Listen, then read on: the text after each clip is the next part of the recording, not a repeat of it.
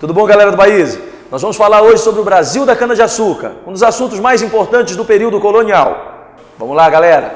Todos nós sabemos que a história do Brasil ela tem que ser pensada em 3 períodos. O Brasil colonial, o Brasil imperial e o Brasil republicano. O período colonial ele corresponde aos 322 primeiros anos da nossa história, de 1500 até 1822, da chegada dos colonizadores portugueses com Cabral até o processo de independência no famigerado 7 de setembro de 1822. Não tenha dúvida disso. Dentro do período colonial existe uma atividade econômica que é a mais importante, a mais consistente, aquela que dá densidade ao período, a economia da agricultura da cana-de-açúcar.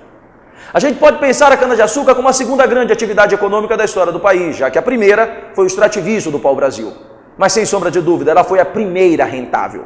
A atividade econômica que foi responsável pelo início da nossa ocupação, da nossa colonização. Pensar a faixa litorânea na história do Brasil é pensá-la a partir da cana-de-açúcar. A cana-de-açúcar ela foi introduzida no Brasil com este propósito, com este objetivo: garantir a presença portuguesa, firmar a colonização portuguesa, impedir com isso as invasões externas, as ameaças estrangeiras. Quando você pensa cana-de-açúcar, pense logo uma estrutura interna, grandes fazendas, latifúndios, onde se planta cana-de-açúcar em larga escala, toda a produção voltada para o mercado externo e usando intensivamente o trabalho escravo. Existe um conceito criado pela economia que é aplicado neste caso, o conceito de plantation.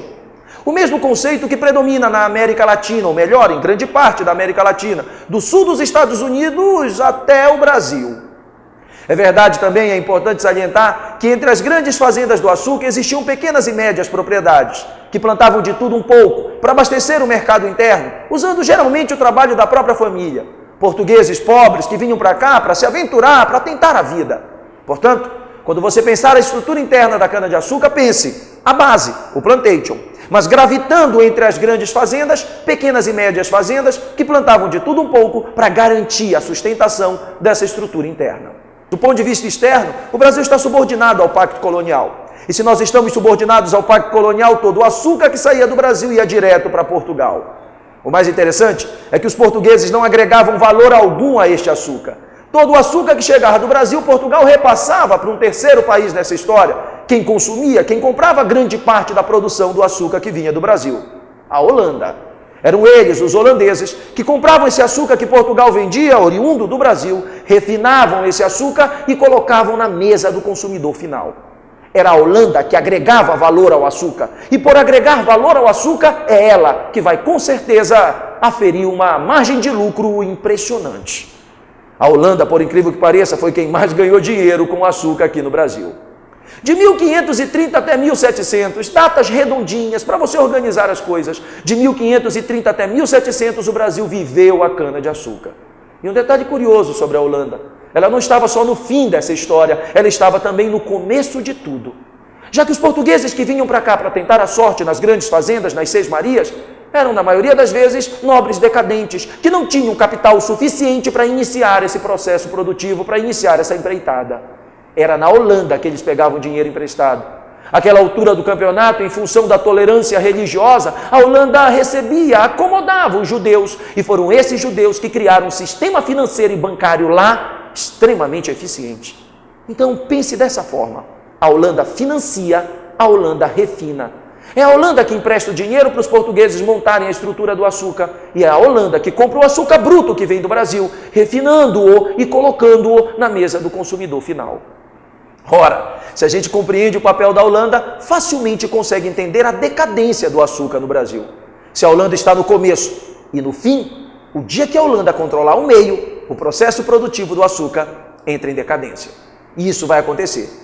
Depois de várias tentativas de invadir a faixa litorânea brasileira, nenhuma delas com êxito, a Holanda invade o Caribe, a América Caribenha, a América Central, com características climáticas aproximadas do Brasil. E lá, a Holanda vai plantar o seu próprio açúcar. A partir de 1680, 1690, 1700, a Holanda já não compra mais o açúcar que Portugal vende a ela, o açúcar que vem do Brasil. É nesse momento que o açúcar, na economia nacional, começa a entrar em decadência. A Holanda passa, então, a dominar todo o processo produtivo dessa atividade econômica. É importante salientar e chamar a tua atenção para um outro aspecto fundamental quando a gente pensa a cana-de-açúcar: a questão do trabalho. Pensar o trabalhador do açúcar é pensar o escravo. Mas sempre é importante frisar, o primeiro escravo do açúcar não é o negro africano. O primeiro escravo do açúcar é quem já estava aqui, o índio. É esse índio nativo que vai ser empregado como trabalhador escravo na cana-de-açúcar. Não vai vingar, é verdade, não vai dar certo, é verdade.